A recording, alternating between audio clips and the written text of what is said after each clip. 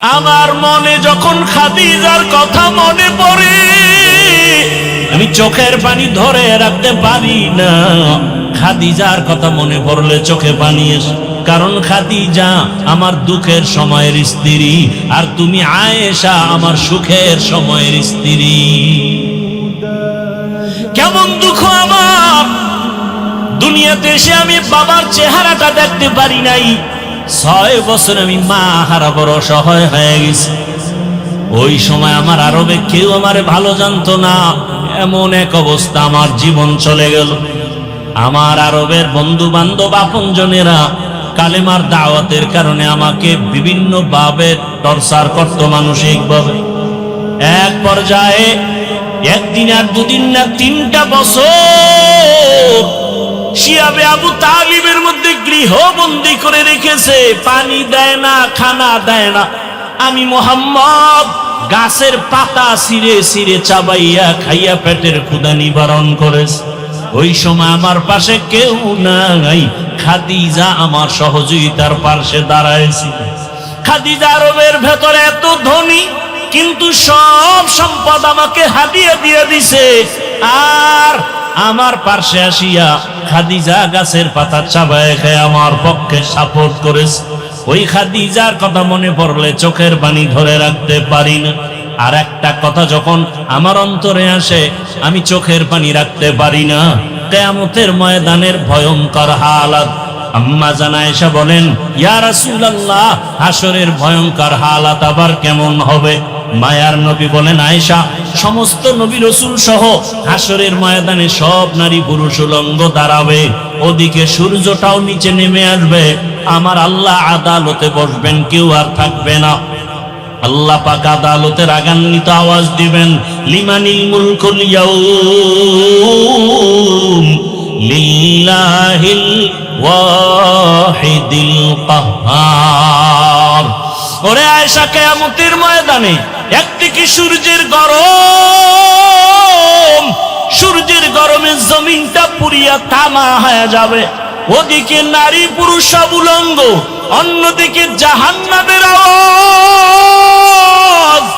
চিৎকার দিয়া জাহান্নাম বলবে, ও আল্লাহ, বেদাবাজি গুলো কই, বেপরদাওয়ালারা কই, গুনাহগারেরা কই, আমার পেটে দাও, আমার পেটে ক্ষুধা। আমার নবী বলেন, আয়েশা, সূর্যের গরমে জাহান্নামের আওয়াজে হাসরের ময়দানটা থরথর করে কেঁপে উঠবে, নবীরা পর্যন্ত কান্নায় বিভোর। আদম নবী কাঁদবেন আর বলবেন, আল্লাহ, আমার উপায় কি হবে, আজ আমার উপায় কি হবে? মুসা নবী কাঁদবেন, ঈসা নবী কাঁদবেন, নূহ নবী কাঁদবেন, ইব্রাহিম নবী কান্না করবেন। উম্মতেরা পাগলের মতো দৌড়াবে, সূর্যের গরম সহ্য করা যায় না। ও কামরাঙ্গীর চরের মুসলমান বাবারা, বৃদ্ধ বাবাজিরা, যুবকরা, ছাত্র ভাইরা, পর্দার আড়ালের মা বোনেরা, গরম সহ্য করতে পারি না রে বাবা। দুনিয়ার গরম যে এত কঠিন, এর থেকে হাজার হাজার হাজার গুণ তেজ হবে জাহান্নামের আগুনের গরম। দুনিয়ার গরম সহ্য করতে যদি না পারি, জাহান্নামের আগুন কেমন করে সহ্য করবা? কামড় সহ্য করতে পারো না রে যুবক।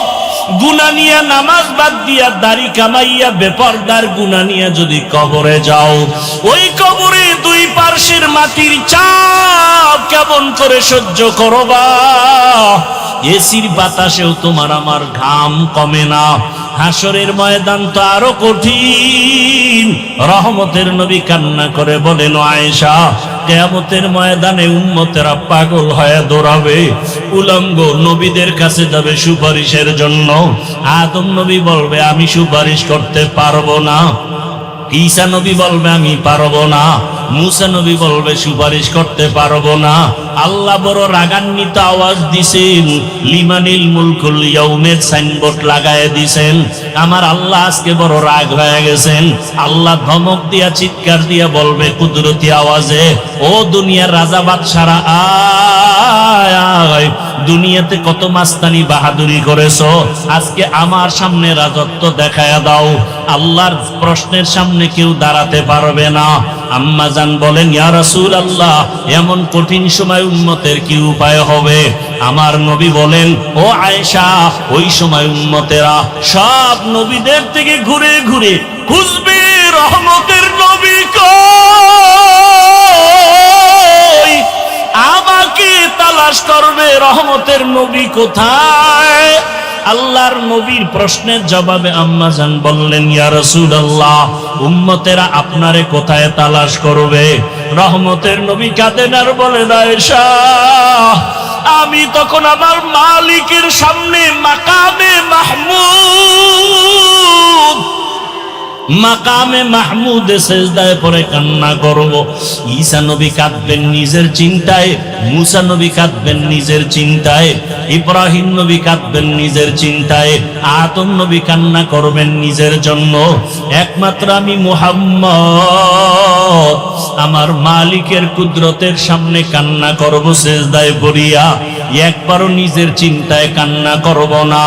আমি বারবার কান্না করব আর বলবো, হে আল্লাহ, আমার উম্মত, আমার উম্মত, আমার উম্মত। আমার আল্লাহ পাক তখন দয়ার নজর দিয়া বলবেন, নবী আপনি কাঁদবেন না, আপনি মাথা উঁচু করেন, আপনার উম্মত গুলো ধরে ধরে আপনি জান্নাতের দিকে নিয়ে যান। আল্লাহুম্মা সাল্লি আলা মুহাম্মাদিন নবিয়্যিল উম্মি ওয়া আলা আলিহি وعلى آله وسلم تسليما وبعد فأعوذ بالله من الشيطان الرجيم بسم الله الرحمن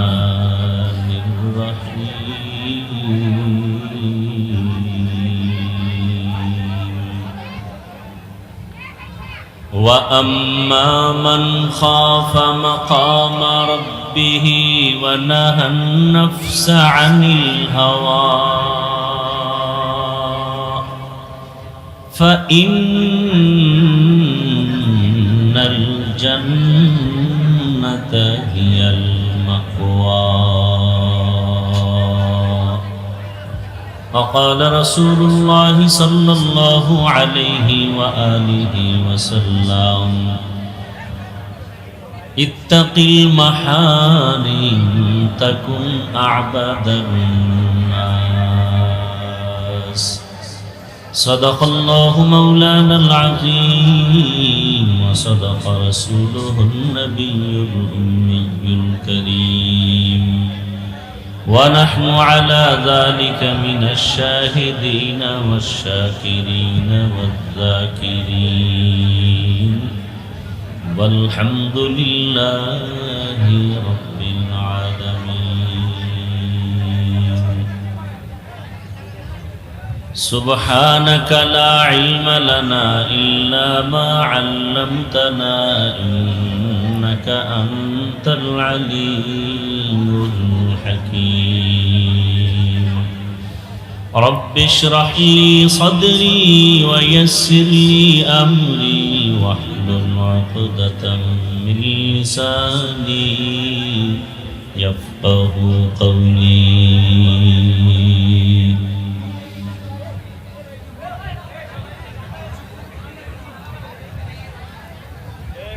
मैं दूर हूँ मजबूर हो ऐ सैयद आलम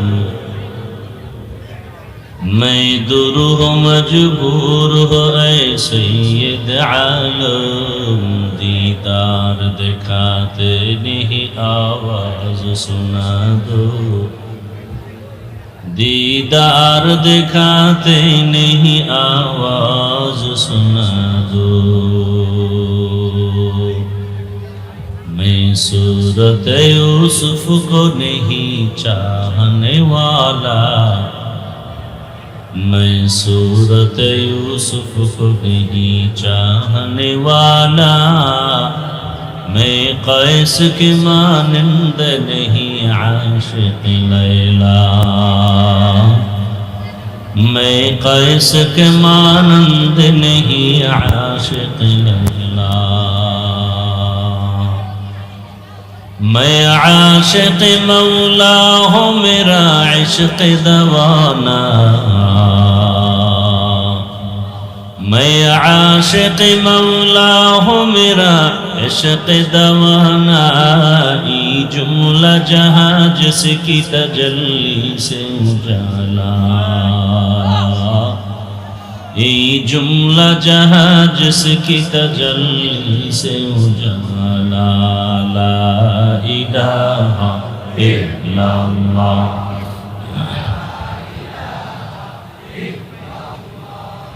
ला इलाहा इल्लल्लाह, ला इलाहा इल्लल्लाह, ला इलाहा इल्लल्लाह,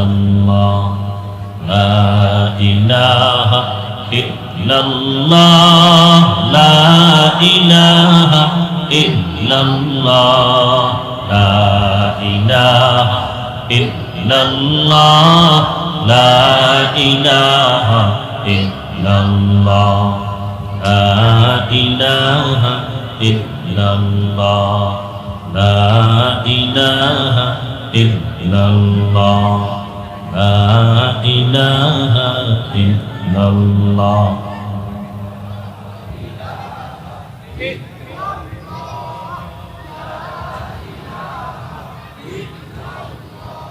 ला इलाहा इल्लल्लाह मुहम्मदुर रसूलुल्लाह।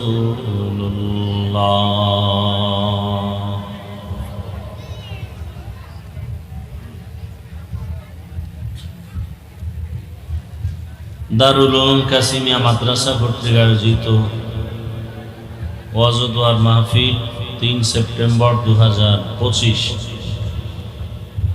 উপস্থিত মোহতারাম সম্মানিত সভাপতি আমির শরিয়ত হাফিজি হুজুর রহমতুল্লাহ আলাইহির সুযোগ্য দৌহিত্র হযরতুল আল্লাম মাওলানা হাবিবুল্লাহ মিয়াজি দামাত বারাকাতুহুম, প্রধান মেহমান জনাব মোহাম্মদ নাঈম সাহেব সহ অন্যান্য অতিথিবৃন্দ, হযরত উলামায়ে কেরাম, অত্র এলাকার বিভিন্ন জায়গা থেকে আগত আল্লাহ পাকের আশিকিন, জাকিরিন, শাকিরিন, মুহিব্বিন, মুরব্বিয়ান আযম, কলিজার টুকরা আমার সমবয়সী যুবক বন্ধুবান, স্নেহের ছোট ভাই, পর্দার আড়ালে মাইকের আওয়াজ শ্রবণরতা সম্মানিতা মা ও বোনেরা, দয়াময় রব্বুল আলামিনের দরবারে শুকর যে আল্লাহ আমাদেরকে সুস্থ রেখেছেন, আলহামদুলিল্লাহ।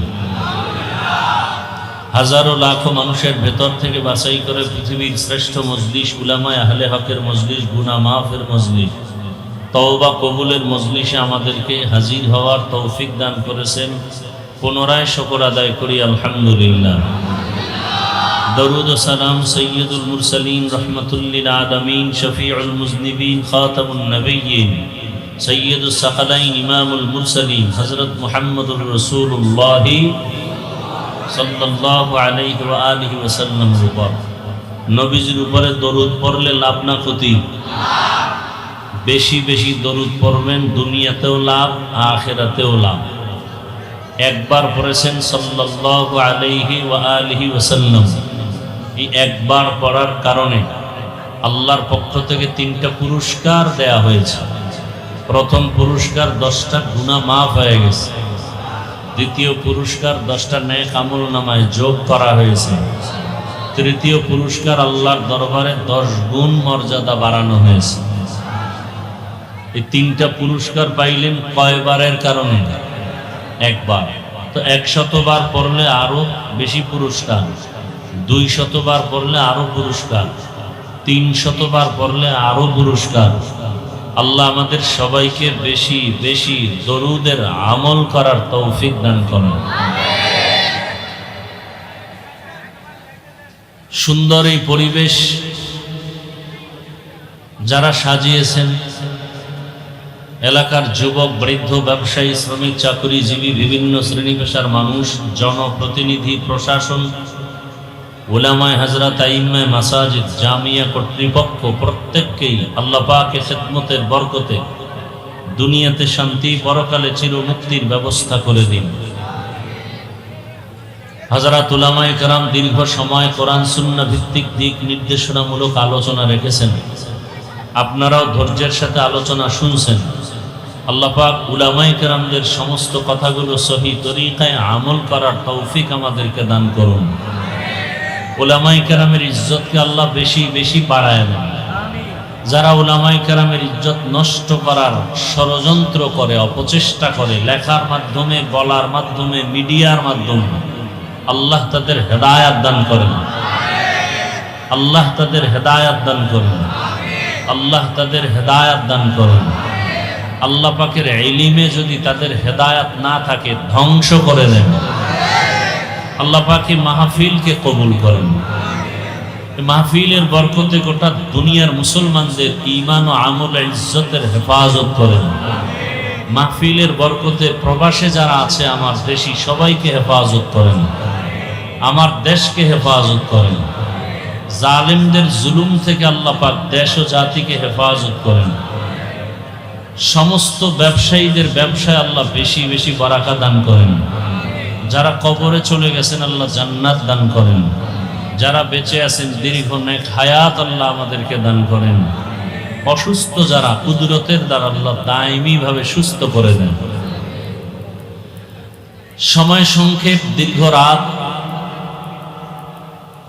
আমি সংক্ষেপ দু চারটি কথা বলার নিয়তে কোরআনে হাকিমের এক আয়াতে কারিমা তিলাওয়াত করেছি। নবীজির হাদিস থেকে এক টুকরো হাদিস পড়েছি। আয়াত ও হাদিসের আলোকে ইখলাস ও রুহানিয়াতের সমন্বয়ে কিছু কথা বলার মতো, শুনবার মতো আমাকে আপনাদের সকলকে আল্লাহ পাক তৌফিক দান করেন। ভাই রিভাব দিবেন, ইকো দিবেন না, ইকো দিবেন না, রিভাব দেন। রিভাব বাড়ান, ভলিউম বাড়ান। আয়াত ও হাদিসের তরজমাটা বলে নেই, এরপরে সংক্ষেপ কিছু ব্যাখ্যা। আল্লাহ বলেন, আম্মা মান খাফা মাকাম রাব্বিহি ওয়া নাহান নাফসা আনিল হাওয়া ফাইন্নাল জান্নাতা হিয়াল মাওয়া। এই যে দুনিয়া নামক একটা গ্রহ আছে, এর থেকে বিদায়ের পরে আমাদের আরেকটা জগৎ আসবে, যেটাকে বলা হয় হাসরের মাঠ। হাসরের মাঠের আগে আরেক জগৎ আছে, যেটাকে আলমে বরজখ বা কবর জগৎ বলে। আল্লাহ বলেন, ওই হাসরের মাঠ আমি আল্লাহর একক আধিপত্য আর আদালত চলবে, আর কোনো কোর্ট চলবে না, আদালত চলবে না। ওই আদালতে আমার কাছেই সকলকে হাজির হয়ে হিসাব দিতে হবে। আমার দরবারের সমস্ত মানুষগুলো, নারী পুরুষ, উলঙ্গ দাঁড়াতে হবে। উলঙ্গ দাঁড়িয়ে আমার সামনে সবার কর্মের হিসাব দেওয়ার ক্ষেত্রে অনেক ভীত অবস্থা হবে। সেই ভয় অন্তরে জমা করে যারা দুনিয়াতেই গুনাহ থেকে নিজেকে বাঁচায় রাখবে, আল্লাহ বলেন আমি ওয়াদা দিলাম তাকে বিনা হিসাবে জান্নাত দিব। নবীজি বলেন, ইত্তাকিল মাহারিম তাকুন আবাদান নাস। দুনিয়ার উম্মত, তোমরা আল্লাহর নিষিদ্ধ জিনিস থেকে নিজেকে হেফাজতে রাখো, দূরে রাখো, তো আল্লাহ তোমার মর্যাদা অনেক বাড়াবেন, মানুষের কাছেও আল্লাহর কাছেও। আয়াত ও হাদিসের তরজমাটা শেষ। আল্লাহর রসুল যে বললেন হাদিসে, নিজেকে যদি আল্লাহ পাকের নিষিদ্ধ জিনিস থেকে বাঁচায় রাখা যায় তো আল্লাহ মর্যাদা বাড়ায় দিবেন। 2-3 মিনিটে এই কথাটার ব্যাখ্যা দিচ্ছি, তরজমা শেষ। পৃথিবীতে আল্লাহ যা কিছু সৃষ্টি করেছেন, আল্লাহর ভাষায় এগুলোকে এক বচনে বলে মখলুক, বহু বচনে বলে মখলুকাত। বাংলায় বলে সৃষ্টি। যিনি সৃষ্টি করেছেন তিনি হলেন স্রষ্টা। এটাকে আরবিতে বলে মখলুক বা মখলুকাত। যিনি সৃষ্টি করেছেন তিনি হলেন মখলুকাতের বিপরীত খালেক। যার নাম ইসমে আজম হিসাবে পরিচিতি লাভ করেছে আল্লাহ, যার গুণবাচক নাম আছে আরো অনেকগুলো, সে আল্লাহ হলেন এক, লাম ইয়ালিদ ওয়া লাম। কি এই জায়গাটা সমস্যা কি? হ্যাঁ, সেই শুরু থেকে এ পর্যন্ত শুধু কথা আর কথা।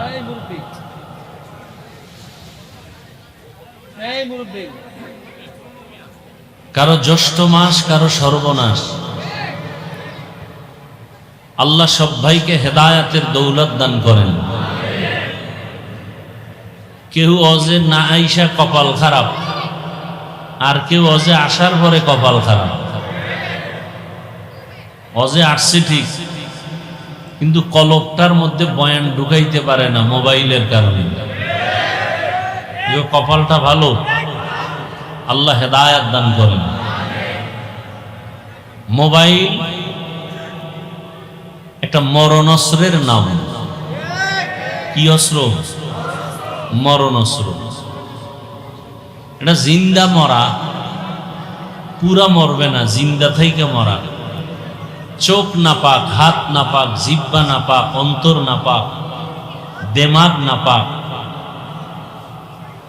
পুরা জমিনের মধ্যে যা কিছু সব কিছু নষ্টের মূলে এখন যেটা দ্রুত গতিতে কাজ করে, এর নাম কি? মোবাইল। মা আর বাবা এর মাঝখানে পর্দা মোবাইল। পিতামাতা সন্তানের মাঝে বিভেদের পর্দা মোবাইল। আল্লাহ মোবাইলের গুনাহ থেকে আমাদের সবাইকে হেফাজত করেন। আমি আজকে এক জায়গায়, এই কথা বলিন না তো ভাই, আজকে এক জায়গায় গেছি, সেখান থেকে ডাইরেক্ট এখানে আসছি। তো কথায় কথায় তিনি বললেন, হুজুর আপনার ফেসবুকের সাথে আমি অ্যাড হতে চাই। কির সাথে? আমি বললাম আমার হায়াতে আমি ফেসবুক চালাই না এবং এ সম্পর্কে আমি অভিজ্ঞ না।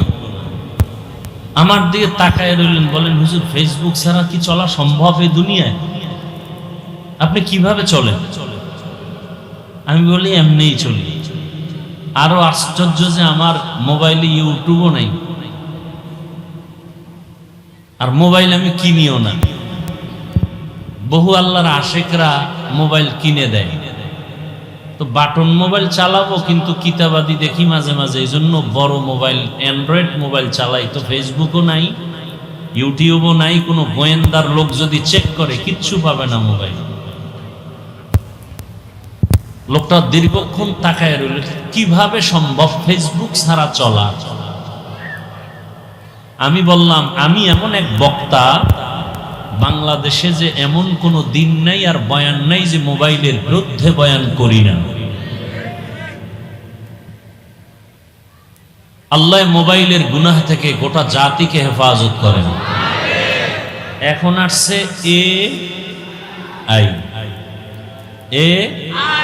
AI, একটা অকৃত্রিম বুদ্ধিমত্তার পরিচয়ে একটা অ্যাপস। অনেক অভিজ্ঞতা যারা দর্শনের পেছনে দৌড়ায়, গবেষক তারা বলেন দাজ্জালেরই একটা পূর্বাভাস এটার মাধ্যমে। এটার আরো ব্যাখ্যা আছে, আমি নিজের থেকে কিছু বলতে চাই না। আল্লাহ সবাইকে বুঝার তৌফিক দান করুন। এটা আপনার সব তথ্য দিয়ে দিবে। আমি যদি বলি আজকে কামরাঙ্গীর চরে যাচ্ছি, ওখানে রবিউল আউয়াল চলতেছে, একটা বয়ান আমার দরকার। AI আমাকে বয়ান কোরআন হাদিস দিয়া সুন্দরভাবে, সহি হাদিস দিয়া আমাকে অনেক সুন্দর তথ্যবহুল আলোচনা বয়ান সাজায় দিবে। কে? তখন আমি বুঝবো এটা খুব ক্ষমতাশীল এক অ্যাপস। এটা কন্ট্রোল করে কারা? চরমনাইর পীর সাহেব, কামরাঙ্গীর চরের মাদ্রাসার হুজুরেরা গবেষণা করেন এটা কন্ট্রোল পাওয়ার কাদের হাতে। পৃথিবীর নিকৃষ্টতম দুশ্মন মুসলমানের, ইহুদি, আমেরিকা, ইসরায়েল এটাকে কন্ট্রোল করে। আমাদের সান কপাল,